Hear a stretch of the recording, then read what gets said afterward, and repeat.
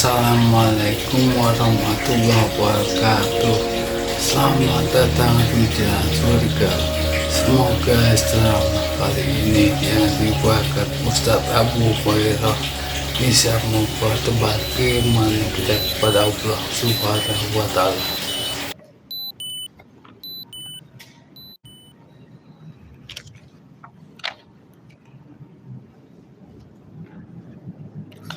Bismillahirrahmanirrahim. Assalamualaikum warahmatullahi wabarakatuh. Alhamdulillah wassalatu wassalamu ala Rasulillah wa ala alihi wa sahbihi wa mawalah wa la hawla wa la quwwata illa billahi wa ba'du. Qala Allahu azza wa jalla ya ayyuhalladzina amanu taqullaha haqqa tuqatih wa la tamutunna illa wa antum muslimun. Wa qala sallallahu alaihi wasallam man salaka tariqan yaltamisu fihi ilma sahhalallahu bihi tariqan ilal jannah amma ba'du.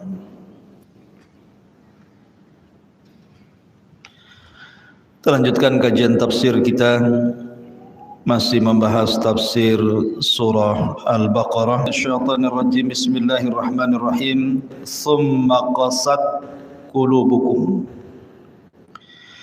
min ba'di dzalika fahiya kal hijarati aw ashaddu qaswa wa inna minal hijarati lama yatafajjaru minhul anhar wa inna minha lama yashaqqaqu fayakhruju minhul ma wa inna minha lama yahbitu min khasyatillah wa mallahu bighafilin amma ta'malun. Kemudian hati-hati kalian menjadi keras setelah peristiwa itu.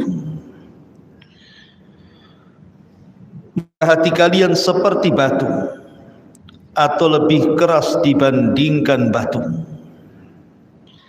Padahal sebagian batu terkadang ada yang terpancar padanya sungai-sungai. Sebagiannya lain terpecah sehingga mengeluarkan air. Dan sebagiannya terjatuh karena takut kepada Allah Subhanahu wa Ta'ala. Dan Allah tidak akan lalai terhadap apa yang kalian lakukan. Surat ini atau ayat ini jatuh setelah kisah Baqarah Bani Israel. Minggu yang lalu kita sudah jelaskan bagaimana kisah Baqarah sapi betina Bani Israel, di mana Allah Subhanahu wa Ta'ala tampakkan kuasanya mampu menghidupkan setelah kematiannya, dan bagi Allah itu mudah. Kemudian Bani Israel melihat dengan mata kepala mereka bagaimana Musa alaihi salatu wassalam memukulkan sebagian dari anggota sapi betina yang sudah disembelih itu ke badan orang yang mati tadi. Tiba-tiba kemudian orang yang mati itu hidup. Kemudian memberitahu siapa pembunuhnya. Setelah diberitahu bahwa yang membunuhnya adalah anak pamannya, maka dia pun mati kembali. Peristiwa ini membuat menangis Bani Israel. Bagaimana bisa Musa alaihi salatu wassalam menghidupkan atas izin Allah dan memberitahu siapa pembunuhnya sebelumnya mereka sudah sibuk menghabiskan harta-harta mereka untuk peristiwa ini. Mereka pun menangis. Tetapi entah kenapa dengan lamanya waktu dari peristiwa itu tiba-tiba mereka keras lagi hatinya. Maka di sini Allah Subhanahu wa Ta'ala mengatakan tsumma qasat qulubukum. Kemudian mengeraslah hati kalian, padahal kalian sebelumnya melembut, menangis, berterima kasih kepada Musa sehingga tersingkap siapa pembunuhnya. Dengan lamanya waktu, tiba-tiba mereka mengeras lagi. Tsumma qasat qulubukum, tiba-tiba keraslah hati kalian. Kemudian Allah Subhanahu wa taala permisalkan hati Bani Israel dengan batu. Lihat bagaimana ada hati-hati manusia itu seperti batu. Kemudian Allah Subhanahu wa taala menyebutkan tentang keutamaan batu dibandingkan hati. Rupanya ada batu itu lebih baik dibandingkan hati. Karena ada batu itu yang terpancar di tengah-tengahnya sungai. Ada batu yang kemudian terpancar padanya mata-mata air. Seperti kisah Nabi Musa alaihi salatu wassalam, wa idistasqa Musa liqaumihi faqul nadrib bi'asakal hajar. Dan ketika Musa alaihi salatu wassalam meminta air kepada Allah atas permintaan Bani Israel karena mereka ingin minum, faqul nadrib bi'asakal hajar, kami pun perintahkan Musa, pukullah batu itu.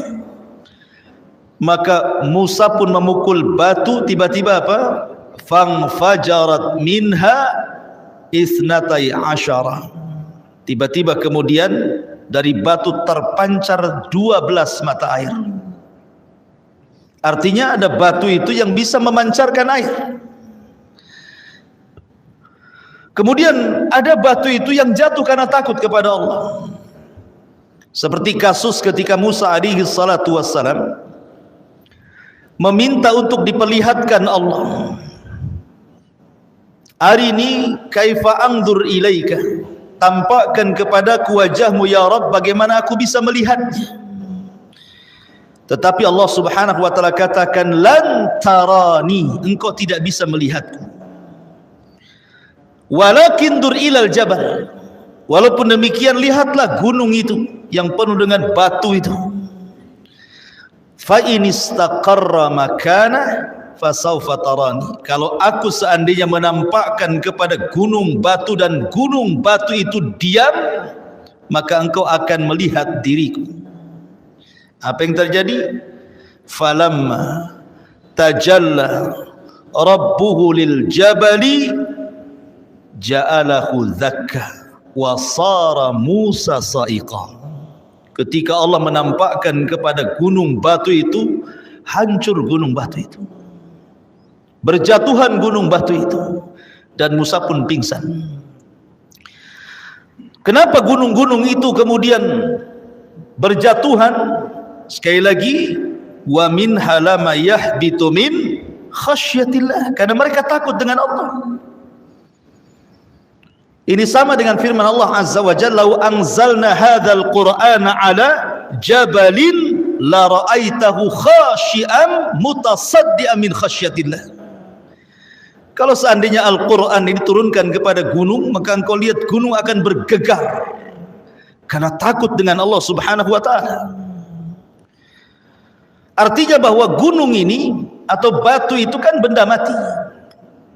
Bagaimana dia bisa takut kepada Allah Azza wa Jalla? Karena setiap makhluk yang Allah ciptakan itu memiliki ihsas. Ihsas itu perasaan. Jangan sangka gunung tidak punya perasaan. Mereka ada perasaan. Wa in min kulli syai'in illa yusabbihuna bihamdi. Segala sesuatu yang Allah ciptakan itu semua bertasbih. Gunung bertasbih, lautan bertasbih, hutan bertasbih, semua bertasbih, bumi langit bertasbih kepada Allah Azza wa Jalla.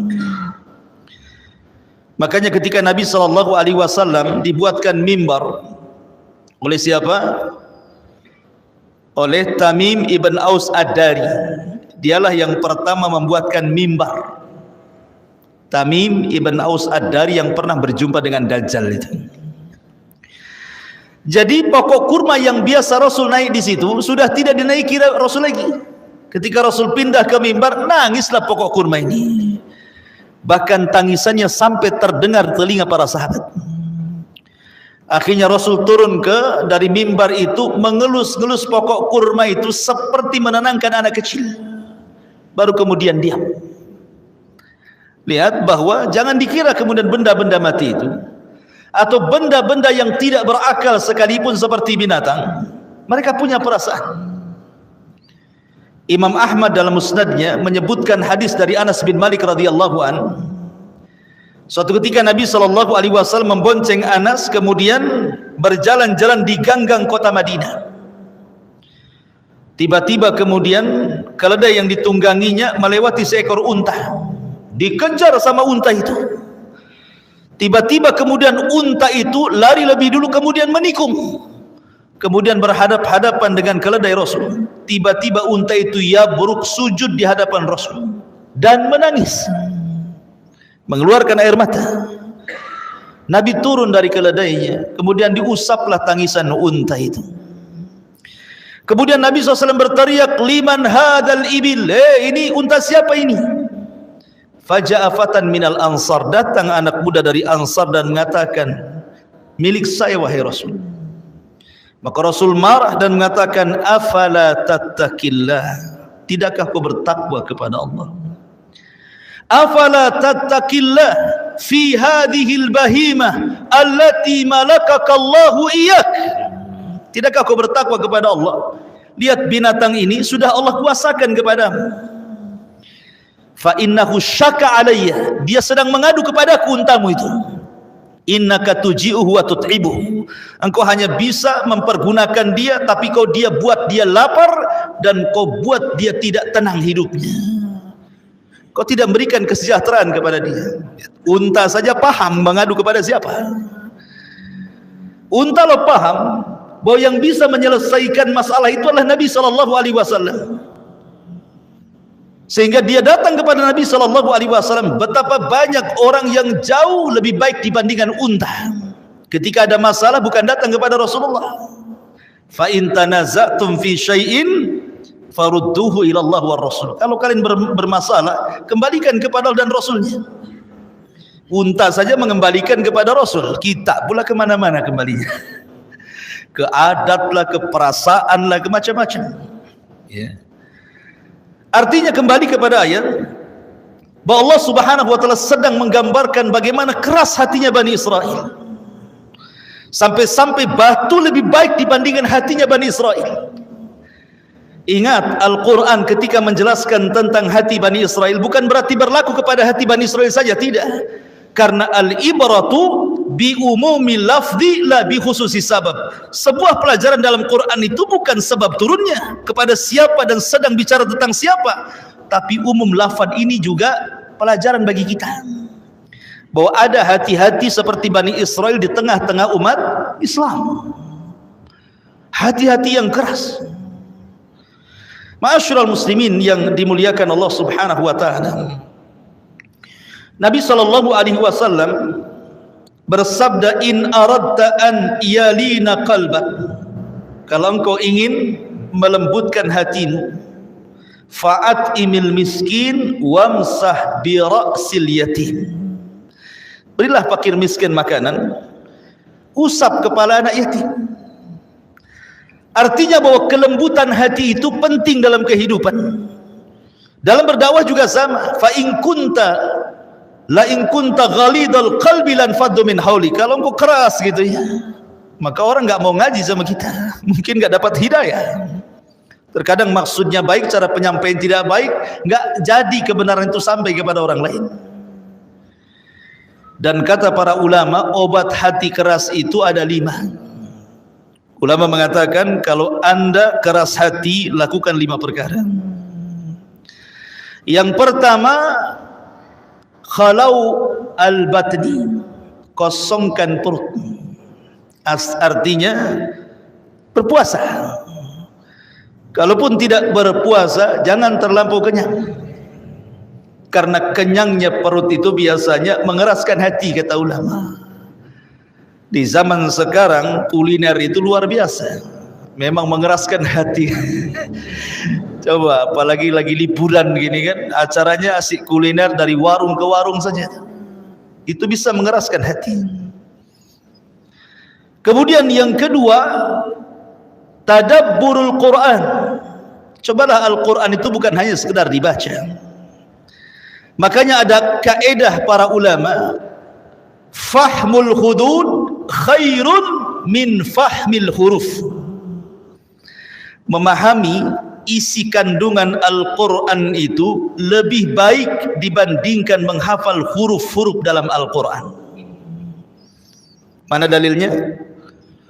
Nabi SAW suatu ketika memanggil Abdullah ibnu Mas'ud radhiyallahu anhu, satu di antara 4 pakar Quran yang direkomendasikan Rasul untuk diambil Quran darinya. Kata Nabi SAW, ya Aba Abdurrahman, wahai Aba Abdurrahman, maksudnya kunyah dari Abdullah ibn Mas'ud radhiyallahu anhu. Iqra alayya al-Quran, bacakan untukku Al-Quran. Kata Abdullah bin Mas'ud radhiyallahu an, ya Rasulullah, aqra'u 'alaika wal Qur'anu unzila ilaika? Rasul, macam mana saya akan membacakan Quran kepadamu? Lah Quran kan turun kepadamu. Dari sini menunjukkan apa? Sunnahnya seseorang itu meminta dibacakan Al-Quran. Karena terkadang Al-Quran dibaca sendiri itu pengaruhnya sedikit. Tapi ketika kita mendengar orang membaca Quran dan memiliki suara indah, terkadang orang bisa menangis. Cobalah kita dengar murotal gitu ya. Yang baca Syekh Surem, kan enak tuh nangis. Kalau antum yang baca serem. Ya. Ma'asyiral muslimin yang dimuliakan Allah Azza wa Jalla. Jadi Nabi SAW meminta Abdullah bin Mas'ud untuk dibacakan Al-Quran. Akhirnya lihat adabnya Abdullah bin Mas'ud, tidak mendebat Rasul dan mengatakan Rasul surat apa, Al-Baqarah kah, Al-Imran kah, tidak. Terus sahabat, ketika Rasul meminta baca, langsung baca. Itulah sahabat kan. Kalau mungkin saya bilang tolonglah bacakan ke saya Al-Quran, pasti antum milih-milih surat apa Ustaz gitu. Abdullah bin Mas'ud tidak membantah. Dia langsung memilihkan ayat Al-Quran, langsung surah An-Nisa dia baca. Sampai kepada ayat fa kaifa idza ji'na min kulli ummatin bi syahid wa ji'na bika ala haula'i syahida. Bagaimana kalau seandainya tiap-tiap umat ini didatangkan di hadapan Allah bersama saksi-saksinya dan engkau akan jadi saksi bagi mereka. Tiba-tiba Nabi SAW menangis dan mengatakan kepada Abdullah ibn Mas'ud, hasbuka hasbuka ya ibn Mas'ud, cukup cukup wahai ibn Mas'ud. Rasul langsung menghentikan karena paham dengan bacaan itu. Kemudian Rasul menangis dan kata Abdullah bin Mas'ud, aku melihat Rasul menangis sampai membasahi janggut air matanya. Artinya Rasul menangis. Ada kaidah di sini bahwa Rasul paham dengan isi Al-Quran. Makanya ada kaidah fahmul hudud khairun min fahmil huruf. Memahami isi Quran itu jauh lebih baik dibandingkan hanya sekedar menghafal. Banyak hufadul Quran, hafid-hafid Al-Quran, bagus. Karena orang yang menghafal Quran tentu pahalanya banyak, karena setiap satu huruf 10 kali lipat pahalanya. Tetapi orang memahami Al-Quran jauh lebih baik dibandingkan hanya sekedar menghafal. Antum tahu kenapa Yahudi sesat? Karena Yahudi sesat itu bukan mereka tidak diturunkan kitab kepada mereka Taurat. Tetapi apa yang terjadi? Allah gambarkan mereka itu seperti keledai membawa buku, ya kan? Kamathali himari yahmiluna asfara, seperti keledai bawa buku. Kira-kira keledainya paham gak dengan bukunya tuh? Gak paham. Jadi Yahudi itu seperti keledai bawa buku, yang dibawanya gak paham itu isinya apa tuh. Karena mereka hanya fahmul huruf, hanya memahami lafaz-lafaznya saja tapi tidak paham isinya gitu ya. Makanya penting belajar tafsir itu. Jangan dianggap remeh belajar tafsir ini, karena kita sedang tadabbur Al-Quran. Tadabbur Al-Quran itu penting. Jadi kita tahu apa sih sebenarnya isinya Quran ini ya. Jadi tadabbur Quran itu bisa melembutkan hati. Kemudian kata para ulama yang ketiga, menghidupkan malam dengan qiyamul lail atau dengan ibadah. Ma'asyiral muslimin, saya mau tanya antum. Nabi SAW bangun paling telat itu jam berapa? Nabi SAW membatasi umat ini setelat-telatnya bangun bagi seorang mukmin itu jam berapa? Siapa yang tahu? Jawabannya di azan pertama. Itu seorang mukmin setelah telatnya bangun itu dalam Islam itu di azan pertama salat subuh. Dari mana kita tahu bahwa seorang muslim, kata Nabi SAW, setelah telatnya bangun itu di azan pertama? Karena ada hadis yang mengatakan, apabila terdengar azan pertama azan Bilal dan azan kedua azan Abdullah ibn Umi Maktum, maka liyastarih qaimuhu wa yuqidu naimuhu. Hendaklah yang sholat malam istirahat, yang tidur bangun. Berarti seorang muslim itu setelah telatnya bangun itu harusnya di azan pertama. Dan jarak azan pertama ke azan kedua di azan subuh itu seperti orang membaca 50 ayat Al-Quran. Ya, sekitar 15 sampai 20 menit lah. Itu jarak azan pertama ke azan kedua. Itu paling telat. Tapi di zaman sekarang setelah telatnya bangun jam berapa? Subhanallah, ayam sudah bangun loh, kita belum bangun. Azan sudah tidur, kita pula melek tengah malam. Bahasanya Rasul sudah tidur, kita masih bangun. Rasul sudah bangun, kita pula tidur, gitu maksudnya ya.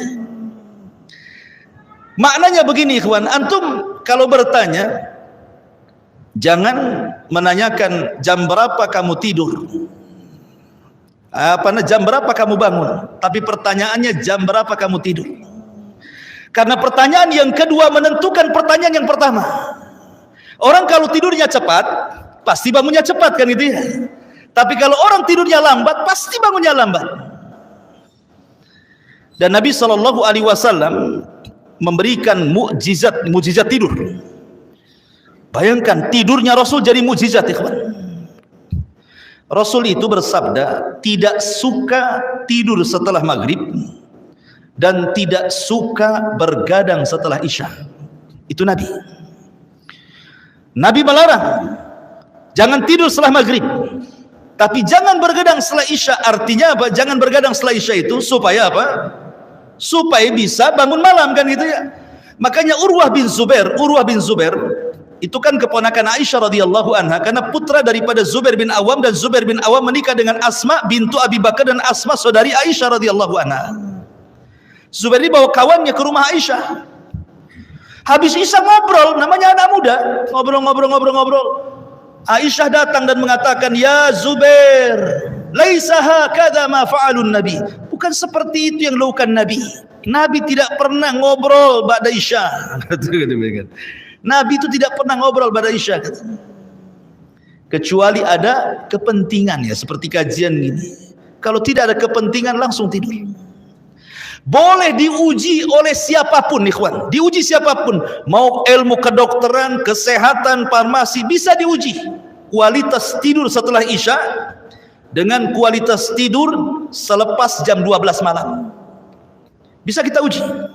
Siapa yang dokter di sini? Orang yang tidur ba'da isya dengan tidur jam 1 jam, itu kualitas tidur ba'da isya itu bisa menyehatkan badan. Dia bisa besoknya itu akan nasyid, semangat. Tapi kalau sudah jam 1 jam 2 tidur, walaupun 10 jam bangun itu masih loyo itu. Kan gitu ya. Makanya ma'asyiral muslimin, ini mujizat Nabi. Nabi SAW mengajarkan sampai ke tidur loh. Pada isya tidur, kalau nggak ada keperluan tidur. Kecuali ada manfaat dunia atau akhirat lain, kan itu.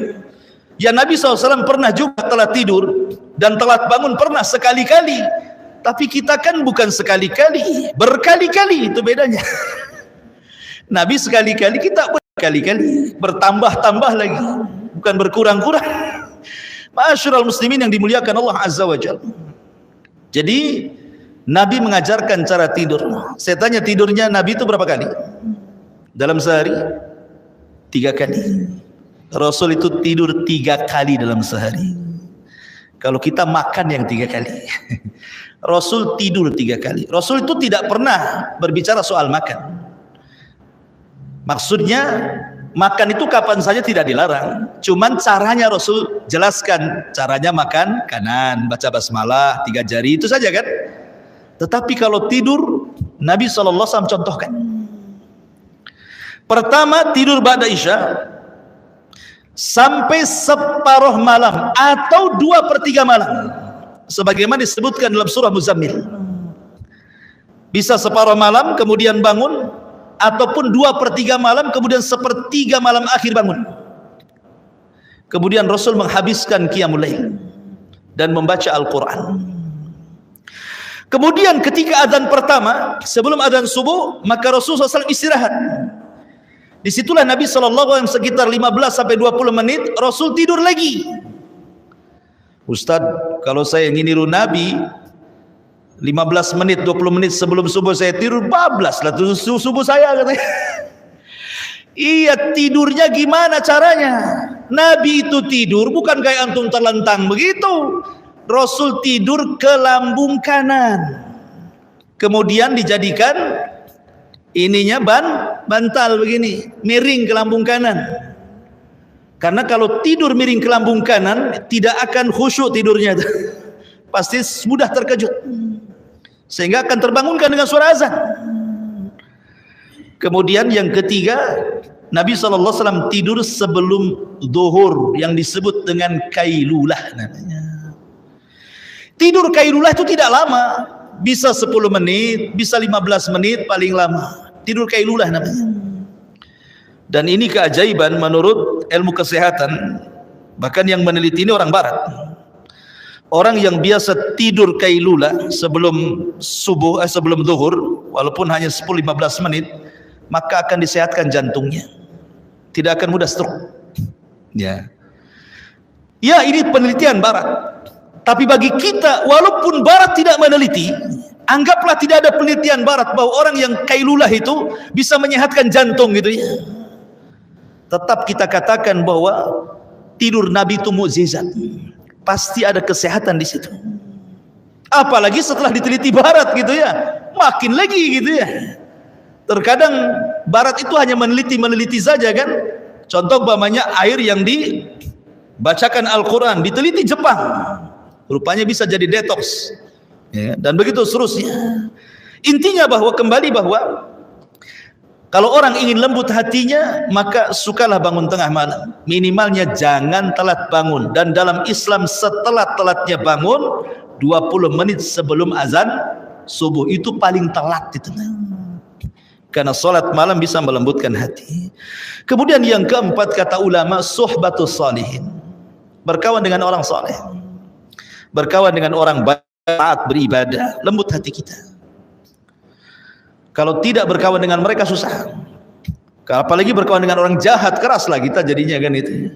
Maka cari orang-orang saleh, karena orang saleh itu di dunia aja manfaat, apalagi di akhirat. Kemudian yang terakhir kata para ulama, seperti hadis yang saya baca tadi, hendaklah kita memberi makan fuqara wal masakin dan mengusap kepala anak-anak yatim. Itu bisa melembutkan. Ada tambahan, ziarah kubur. Ziarah kubur itu juga melembutkan hati, dan ingat akhirat juga melembutkan hati. Karena begini, hati ini, ma'asyiral muslimin yang dimuliakan Allah Subhanahu wa taala, memiliki fungsi yang luar biasa. Kedudukan hati itu, pertama, hati itu adalah raja bagi badan kita. Raja bagi badan kita. Apapun yang diperintahkan hati, badan ini ikut saja. Kalau hati memerintahkan mata mandang, maka dia memandang. Kalau hati memerintahkan dengar, maka telinga mendengar. Kalau hati memerintahkan kaki jalan, maka kaki jalan. Makanya Imam Abdul Qayyim mengatakan, al-qalbu kal malik wal jawarihu kal junud. Hati itu seperti raja, sementara anggota badan ini adalah tentaranya. Makanya ketika kita membahas tentang ibadah puasa, lihat bagaimana Allah Subhanahu wa taala berfirman, "Ya ayyuhalladzina amanu kutiba alaikumusiyam kama kutiba alal ladzina min qablikum la'allakum tattaqun." Kan? Wahai orang-orang yang beriman, telah diwajibkan kepada kalian puasa sebagaimana puasa telah diwajibkan kepada umat sebelum kalian, bukan agar kalian lapar, bukan agar kalian haus, bukan agar kalian merasakan apa yang dirasakan orang-orang fakir miskin yang tidak pernah makan seperti layaknya orang puasa. Bukan itu hikmah puasa. Tapi Allah tutup dengan kata-kata la'allakum tattaqun, agar kalian bertakwa. Takwa itu di mana? At-taqwa hahuna, kata Rasul. Takwa itu di sini loh, di dada kita. Sebab kalau hati sudah takwa, semua jadi takwa. Karena dia yang menjadikan bergeraknya semua badan. Ini yang pertama, kedudukan hati itu sebagai raja. Maka kalau keras hati, berarti rajanya keras dan akan mempengaruhi anggota badannya. Kemudian yang kedua, hati itu mahallut takwa, sebagaimana yang saya sebutkan tadi, dia tempat takwa. Baiknya anggota badan tergantung baiknya hati, jahatnya anggota badan tergantung jahatnya hati. Kalau takwa hatinya, baik badannya. Kalau fasik hatinya, fasik juga badannya. Makanya Rasul mengatakan, ala wa inna fil jasadi mudghah idza saluhat saluhal jasadu kullu wa idza fasadat fasadal jasadu kullu ala wahiyal qalbu, kata Rasul. Ingat, dalam badan kita ada segumpal daging. Kalau dia baik, baik semua anggotanya. Kalau dia jahat, jahat semua anggotanya. Kemudian Rasul mengatakan itulah hati. Kemudian yang ketiga, mahallu nadharil ilah. Hati ini tempat kita bisa memandang kekuasaan Allah. Hati ini bisa memandang kekuasaan Allah Azza wa Jalla. Dan yang terakhir, bahwa tingkatan-tingkatan hati, tingkatan-tingkatan derajat itu ditentukan dengan tingkatan hati, karena hati yang menentukan amalan badan. Terkadang banyak orang yang diceritakan, ada manusia itu tidak banyak beramal secara badan, mungkin sholatnya biasa, puasanya biasa, tapi amalan hatinya luar biasa. Maka Rasul mengatakan dia termasuk penduduk surga. Saya contohkan satu kisah. Di zaman Nabi SAW, ketika Rasul berkumpul seperti ini bersama para sahabatnya, kata Rasul, sebentar lagi keluar dari pintu sebelah sana rajulun min ahlil jannah, laki-laki termasuk penduduk surga. Rupanya betul, keluar masuk dari pintu itu ada laki-laki jinjing sendal, kemudian kepalanya seolah-olah habis mandi basah, kemudian keluar masjid. Besoknya Rasul mengatakan gitu lagi, sebentar lagi akan keluar dari pintu itu rajulun min ahlil jannah, laki-laki termasuk penduduk surga. Rupanya dia lagi yang jalan. Sampai 3 kali dia lagi yang jalan. Jadi ada seorang sahabat ingin mengetahui kenapa Rasul sampai 3 kali menyebutkan si fulan termasuk penduduk surga. Akhirnya dia pura-pura ada masalah dengan keluarganya, kemudian izin nginap di rumah orang yang hari dia nginap, dia kecewa, sholatnya biasa saja, baca Qur'annya biasa saja, bahkan sahabat lebih hebat lagi yang lainnya. Kenapa Rasul merekomendasikan dia termasuk penduduk surga? Akhirnya setelah 3 hari dia kecewa dan mengatakan, sebenarnya saya tidak dengan keluarga, cuman saya mendengar Rasul mengatakan Anda termasuk penduduk surga. Jadi saya ingin nginap, saya ingin tahu amalan apa yang Anda kerjakan sebenarnya. Lihat sahabat itu, mereka semangat hanya bicara soal akhirat, tidak hasad dengan dunia. Sahabat itu hasad dengan akhirat, hasad yang baik gitu, pengen seperti dia ya. Akhirnya kemudian sebelum pulang dikasih tahu, boleh jadi mungkin, kata dia, karena saya sebelum tidur saya maafkan semua orang yang mendolimiku, saya maafkan semuanya. Semua yang menghasadiku ku maafkan, semua yang membuliku, semua yang memfitnahku ku maafkan. Setiap tidur ku maafkan semuanya. Kemudian aku tidur. Gitu. Rupanya itu amalannya. Dia membersihkan hati sebelum tidur. Padahal sholatnya biasa saja. Tapi Nabi SAW 3 kali mengatakan rajulun min ahlil jannah, rajulun min ahlil jannah. Luar biasa.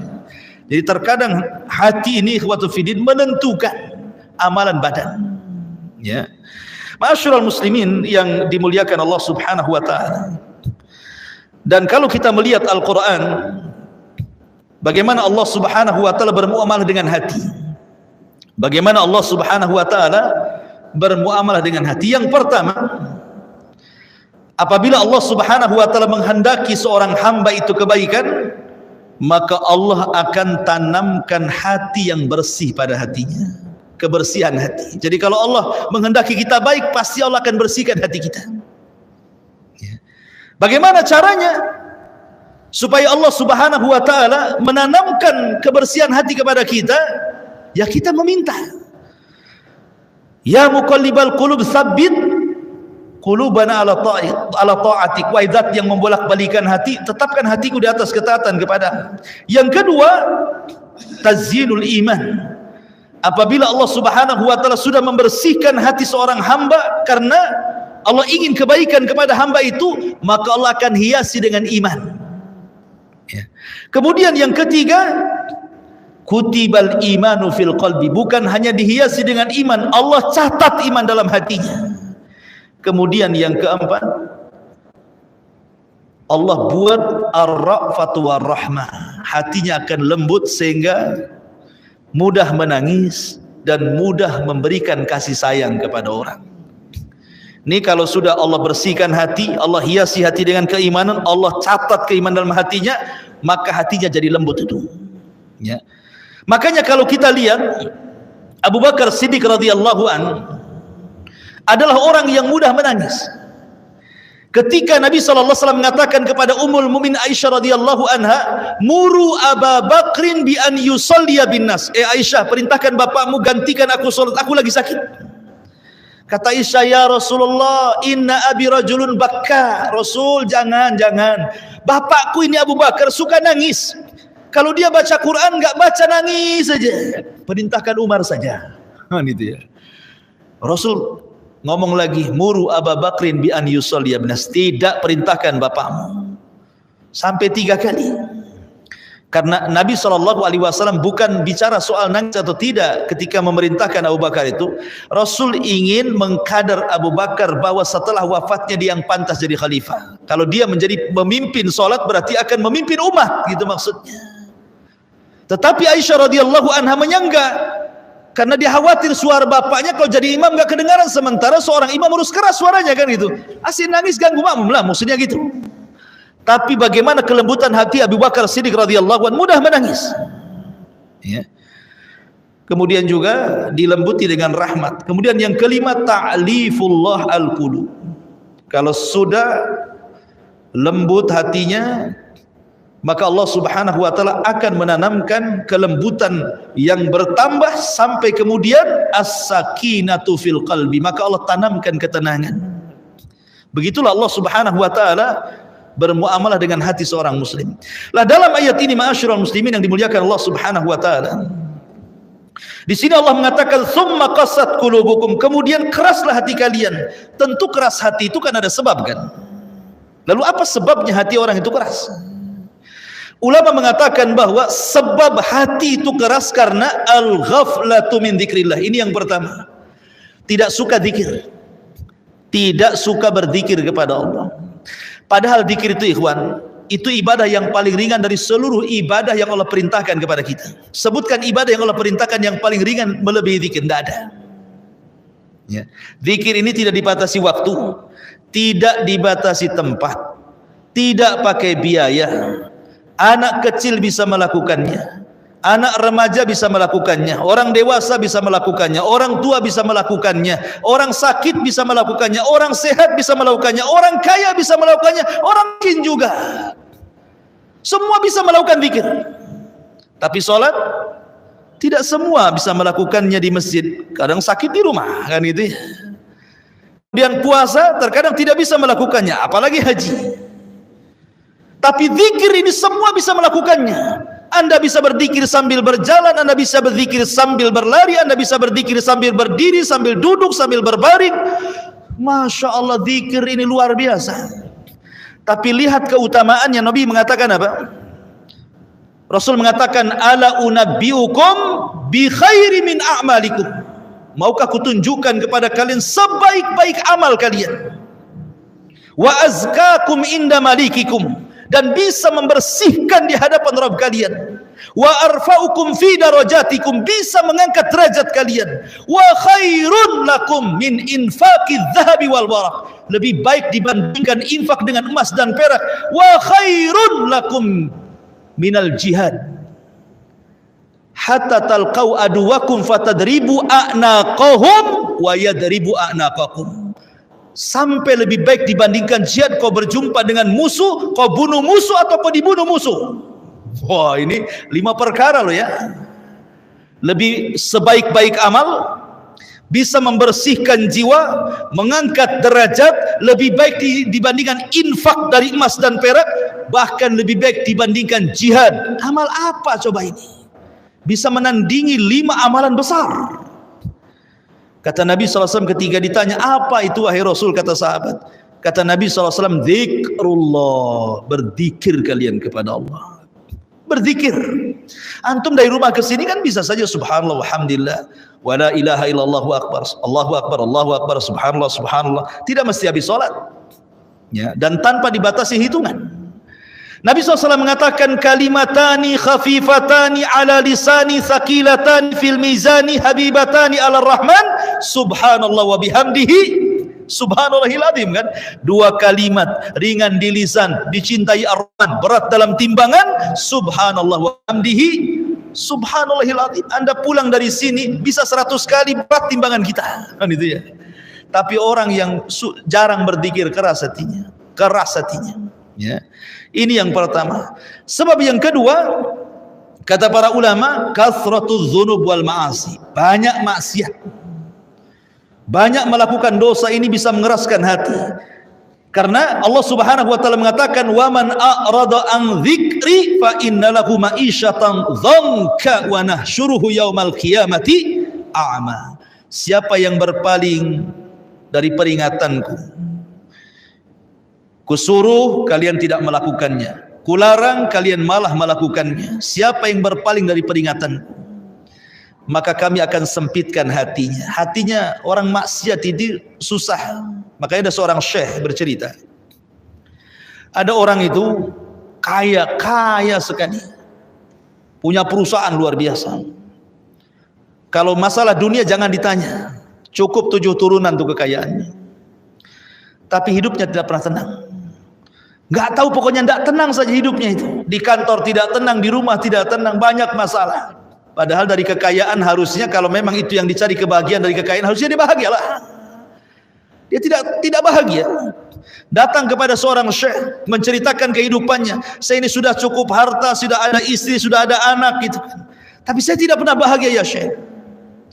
Kata syekh mengatakan, kamu sholat? Dia mengatakan, demi Allah, mundu isyrina sanah lam usalli. Sejak 20 tahun yang silam sampai sekarang saya tidak pernah sholat. Kata syekh, itu yang menjadikan kau tidak bahagia. Sholat kamu ya.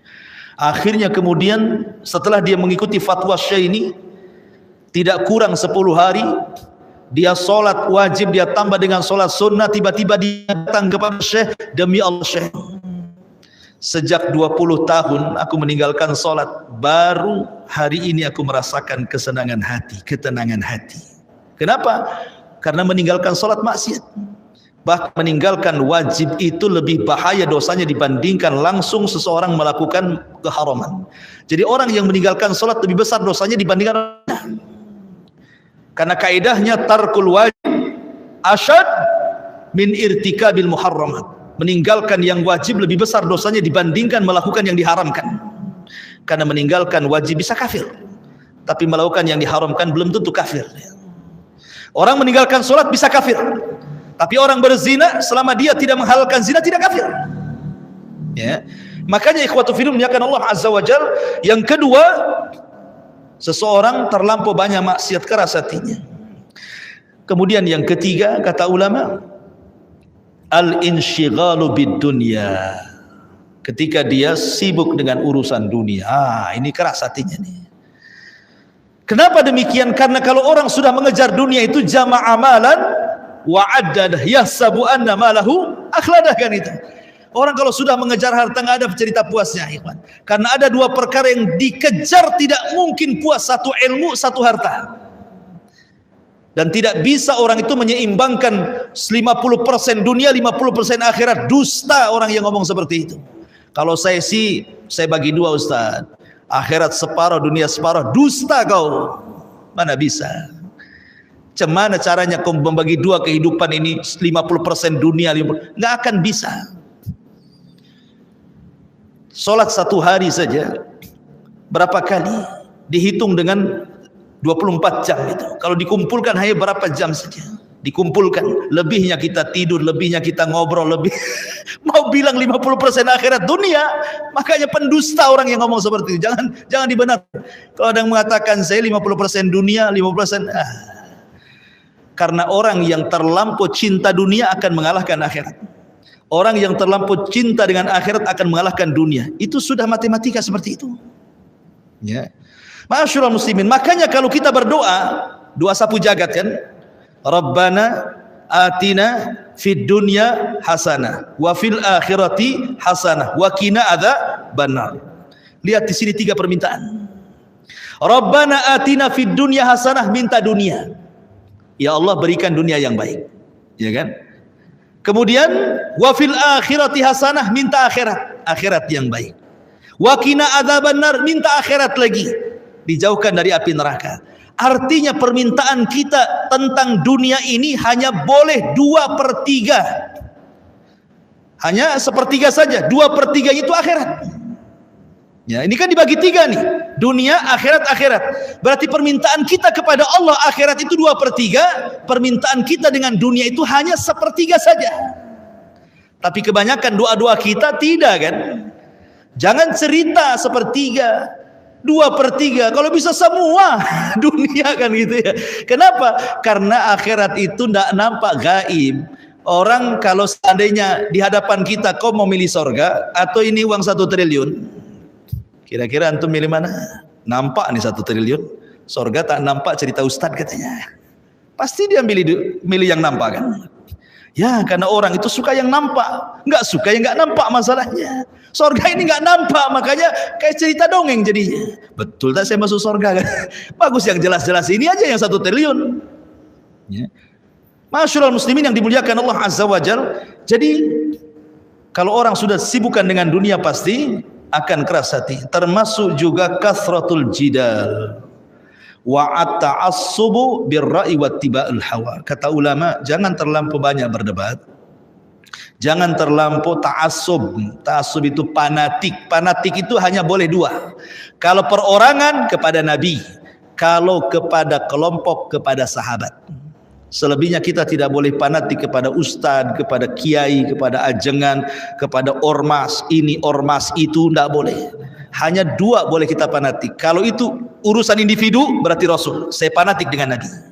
Kalau itu urusan orang ramai, bukan ormas, bukan yayasan, bukan golongan, tapi sahabat Nabi. Karena kesepakatan sahabat Nabi menjadi hujah yang disebut dengan ijma' namanya. Ada Quran, ada sunnah, ada ijma'. Nah, boleh kita fanatik. Fanatik dengan siapa? Dengan Nabi. Kalau ormas dengan sahabat. Ustaz, sahabat banyak ormas, enggak. Maksudnya maksud keramaian. Ya, karena di tangan mereka kebenaran. Kemudian juga yang meraskan hati yang terakhir adalah kathratu mukhalatatin nas fi ghairi maslahatin. Orang terlampau banyak berkawan tapi tidak ada maslahatnya. Kita ini kalau berkawan boleh, tapi kalau nggak ada maslahat akhirat nggak usah berkawan lah. Pilih-pilih kawan itu, mana yang menguntungkan akhirat, mana yang tidak, mana yang merugikan, mana yang menguntungkan. Harus pandai kita, karena agama kita itu digadaikan kepada agama kawannya, dan itu bisa mengeraskan hati. Ini di antara sebab-sebab keras hati yang disebutkan para ulama. Lah di sini Allah Subhanahu wa taala menyebutkan tentang kerasnya hati Bani Israel. Bani Israel seperti itu. Ma'asyiral muslimin, saya gambarkan bagaimana keras hatinya Bani Israel ya, sedikit sebelum saya tutup. Jadi Bani Israel ini saking kerasnya hati itu. Ketika Yusha ibn Nun, ketika Musa sudah meninggal, Harun sudah meninggal, maka generasi baru dipimpin Yusha ibn Nun penggantinya. Ketika itu mereka masih berada di negeri linglung, di tanah linglung, mereka nggak bisa keluar 40 tahun dari situ. Karena mereka tidak mau membebaskan Baitul Maqdis karena harus melawan orang-orang Kananium. Tapi sekarang generasi berbeda lagi. Ini generasi-generasi hebat, pejuang, pemberani. Generasi-generasi pengusut sudah nggak ada lagi. Akhirnya mereka siap perang dipimpin Yusha ibn Nun melawan orang-orang Kan'aniyun, merebut Ariha dan masuk ke Baitul Maqdis. Akhirnya betul-betul perang itu terjadi, jihad terjadi. Ketika itu jihad dimulai daripada hari Jumat. Ketika matahari mau tenggelam, perang belum dimenangkan. Besoknya hari Sabtu, ingat hari Sabtu sakral bagi Bani Israel, tidak boleh ada perang. Maka Yusha ibn Nun berdoa kepada Allah agar matahari jangan ditenggelamkan dulu. Kemudian Yusha mengatakan kepada matahari, ya Syams, innaki ma'murah wa ana ma'mur. Kau diperintah Allah, aku juga diperintah Allah. Tolong jangan tenggelam dulu. Berhenti matahari itu. Tak tenggelam. Ya. Dan ini mukjizatnya Nabi Yusha ibn bisa menghentikan matahari, kata Nabi. Satu-satunya orang yang bisa menghentikan matahari karena izin Allah adalah Yusha ibn Nun, yang dulunya adalah pembantu Nabi Musa alaihi salatu wassalam, menemani dia berjumpa dengan Khidir alaihi salatu wassalam. Ada yang mengatakan dia masih kerabatnya. Kemudian setelah Musa meninggal, Musa berwasiat kepada Yusha ibn Nun untuk meneruskan perjuangannya. Berhasillah mereka menaklukkan Ariha. Setelah Ariha kalah, matahari tenggelam. Tinggal mereka masuk Baitul Maqdis karena sudah menangkan. Syaratnya sebagai bentuk syukur. Kita sudah puluhan tahun menunggu kemenangan ini, kata Yusha ibn. Sekarang Allah berikan nikmat yang besar. Kita sudah 40 tahun di negeri linglung, makan susah, minum susah, panas, terik, macam-macam. Sekarang sudah dibukakan nikmat itu di depan kita, Baitul Maqdis. Kita bisa makan apa saja, minum apa saja, macam-macam nikmat di situ. Syaratnya dua.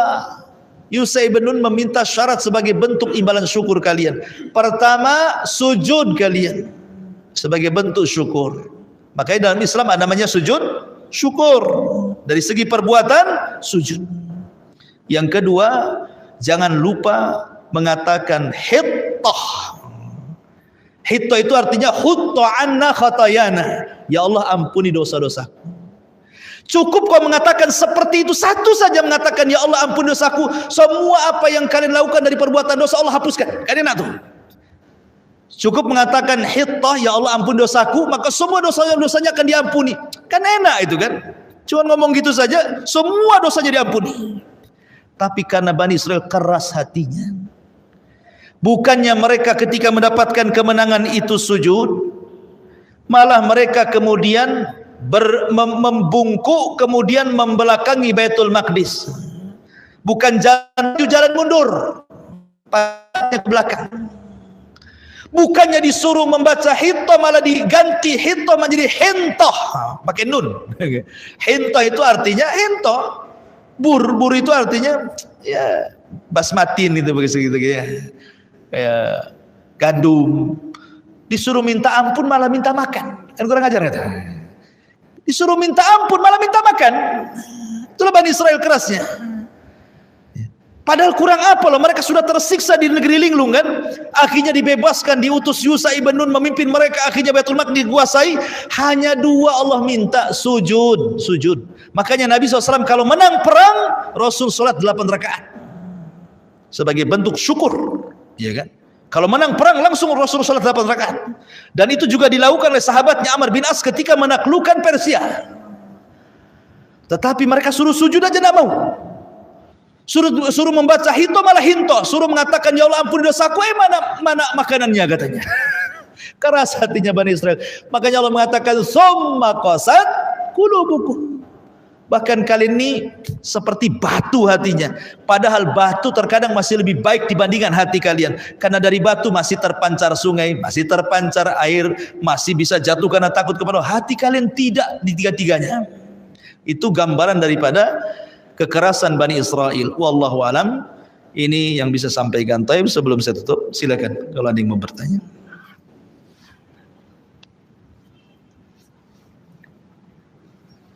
Tidak ada? Alhamdulillah. Cepat. Waalaikumsalam warahmatullahi wabarakatuh.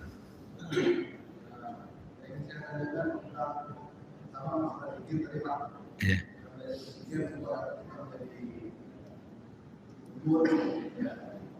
Itu dengan berdasarkan atas atau misalnya dengan diam, apakah itu sudah bisa atau dengan ucapan mulut yang benar. Terus yang kedua adalah tentang masalah yang sholat berjamaah. Contoh seperti saya ambil contoh saya. Dulunya saya gereja, saya tak pernah sholat, tapi saya sering melakukan ibadah, misalnya itu apakah dengan saya tidak melaksanakan sholat, amalan yang saya kerjakan setelah anak yatim itu apakah masuk dalam catatan atau tidak? Dan kalau seandainya kalau itu tidak, jika saya bertobat saya melaksanakan sholat seperti yang begini, apakah itu akan kembali lagi atau bagaimana? Taib. Nah itu amal dosa jariah. Dosa jariah itu apakah seandainya saya sudah melakukan suatu dosa yang seperti di Facebook, yang seperti itulah ya. Saya sudah bertobat, tapi belum sempat saya menghapus. Saya mati. Apakah itu dosa yang akan terus mengalir atau sudah sampai? Taib. Ahsan, 3 pertanyaan. Satu, zikir itu amalan lisan. Zikir itu amalan lisan, bukan amalan hati. Karena dia amalan lisan diucapkan. Ya minimal dengarlah oleh diri sendiri, walaupun tidak keras kan itu ya. Itu amalan lisan, amalan hati berbeda. Amalan lisan dari sini astagfirullah, astagfirullah, subhanallah, subhanallah, kan begitu. Bahkan Rasul mengatakan man lazimal istighfar ja'alallahu min kulli dzikin makhraja wa min kulli hammin faraja. Siapa yang melazimkan istighfar, coba kalau antum ada masalah, mungkin sekarang ada masalah, buktikan. Kalau antum ada masalah, terus istighfar. Astagfirullah, astagfirullah, astagfirullah. Kalau ada masalah ya, saya yakin tidak waktu lama hilang masalah itu. Minimalnya walaupun tidak hilang, tenang hati. Karena Rasul yang mengatakan, siapa yang melazimkan istighfar, ja'alallahu min kulli dikin faraja wa min kulli hammin faraja. Ya. Kalau kita sempit Allah lapangkan, kalau kita lagi gundah gulana Allah senangkan.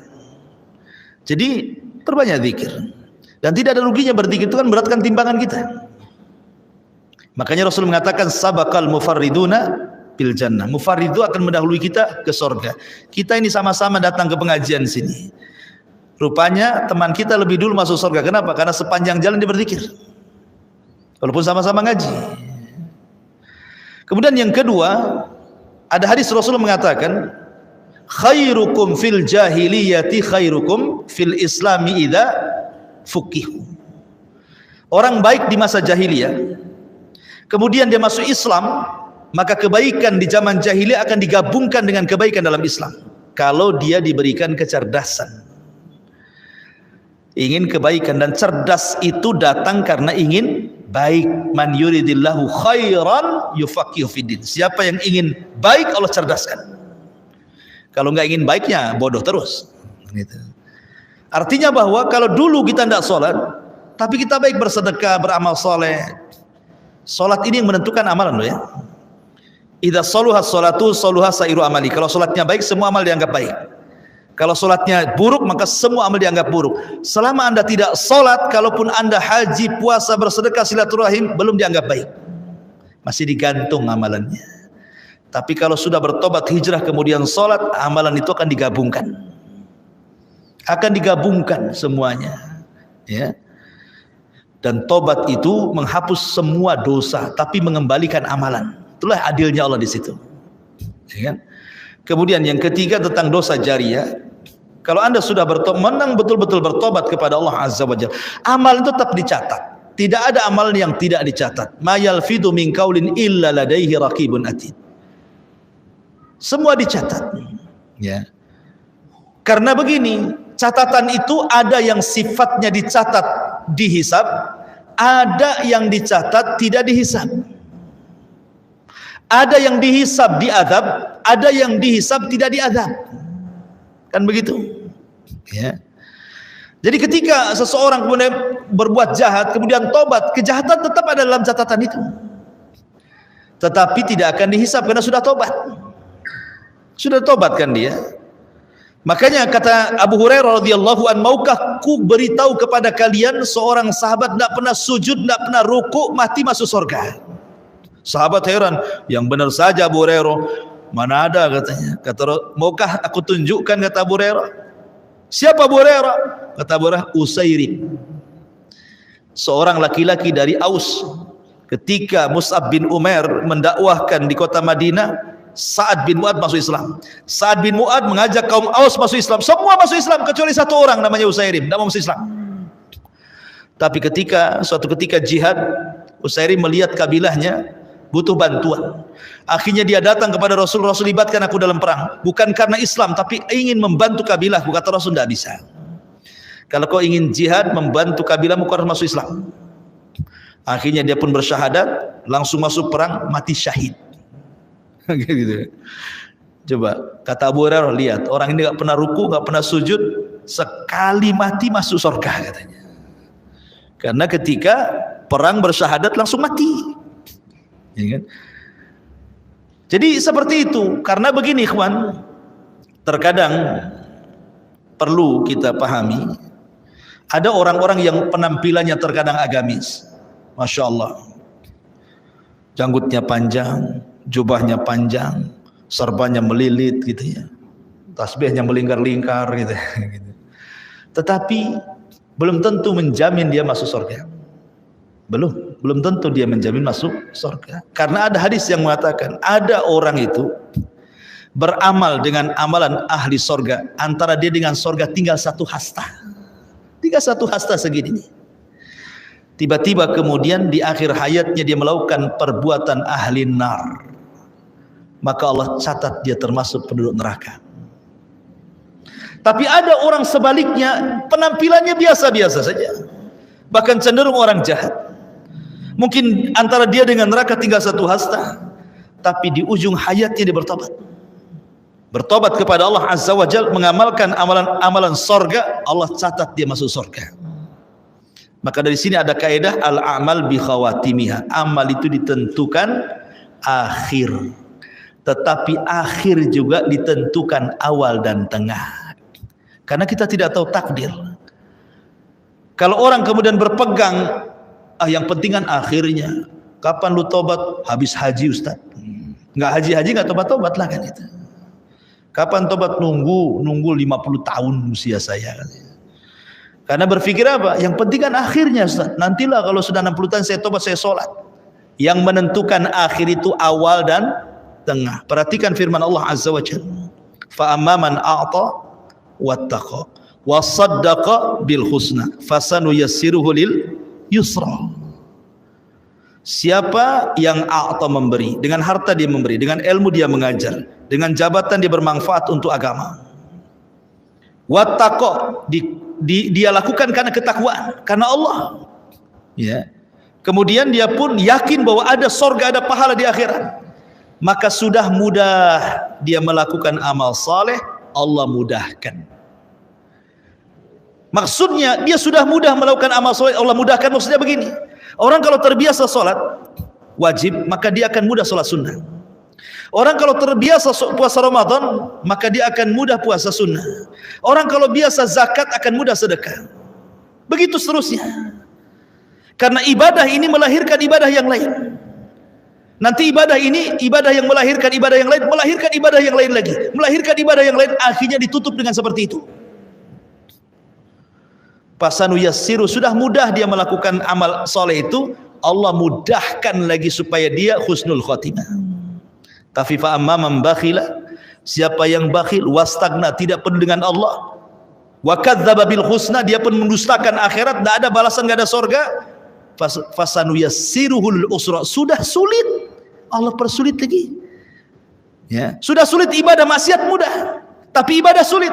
Dan maksiat melahirkan maksiat yang kedua, maksiat yang kedua melahirkan maksiat yang ketiga, maksiat yang ketiga melahirkan maksiat yang keempat, akhirnya ditutup dengan seperti itu.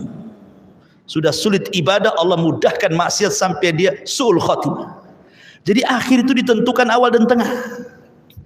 Jangan berpikir nanti tobat, nanti kapan? Keburu matilah kan itu. Mau tobat sekarang. Gitu gitu ya. Wallahu a'lam. Iya. Boleh. Pertanyaan dari yang kedua, Ustaz, bagaimana kita memberikan jawaban bagi mereka yang bertanya, kenapa Allah menurunkan Al-Quran melalui Jibril? Kenapa tidak langsung antara Allah dengan Nabi Muhammad SAW? Ya, alhamdulillah. Kenapa Allah Subhanahu wa taala harus menurunkan Al-Qur'an lewat malaikat Jibril? Ingat bahwa wahyu turun itu tidak semua lewat Jibril. Wahyu turun itu tidak semua lewat Jibril. Terkadang Allah langsung dengan Rasul. Contohnya peristiwa Isra Mi'raj, enggak ada Jibril-Jibrilan di situ. Mana ada Jibril Isra Mi'raj itu? Jibril hanya naikkan saja. Habis di Sidratil Muntaha, Jibril enggak ikut. Kemudian berjumpa dengan Allah Azza wa Jalla, perintahkan salat, itu wahyu. Tak ada Jibril di sini. Jadi ini thariqah wahyu namanya. Terkadang Nabi SAW langsung berdialog dengan Allah seperti ketika perintah salat. Tidak ada di antara dia dengan Allah penerjemah. Langsung, face to face. Terkadang lewat Jibril. Terkadang Allah Subhanahu wa taala masukkan dalam hatinya. Ya, terkadang Rasul bergetar, terkadang keluar keringat walaupun di musim dingin. Itu thariqah wahyu namanya. Ya. Jadi tidak mesti lewat Jibril, ada cara-cara wahyu yang Allah Subhanahu wa taala turunkan. Tetapi ketika Allah Subhanahu kalau bertanya kenapa mesti lewat Jibril, la tas'al amman yaf'al wa hum yus'alun. Allah yang menjawab. Jangan kau tanya perbuatan Allah. Allah yang akan tanya perbuatan kalian. Ini kan tanya perbuatan Allah. Kenapa Allah? Kok tanya pula Allah, ditanya pula kan itu. Jangan kau tanya perbuatan Allah. Allah yang tanya perbuatan kamu. Ya suka-suka Allah mau lewat Jibril, mau lewat siapa kan itu. Sibuk kali kalian. Aduh, kacau. Iya. Wallahu a'lam. Taib, sampai di sini. Subhanallah bihamdika, asyhadu an la ilaha illa anta, astaghfiruka wa atubu ilaik. Allahu ta'ala alam. Assalamualaikum warahmatullahi wabarakatuh.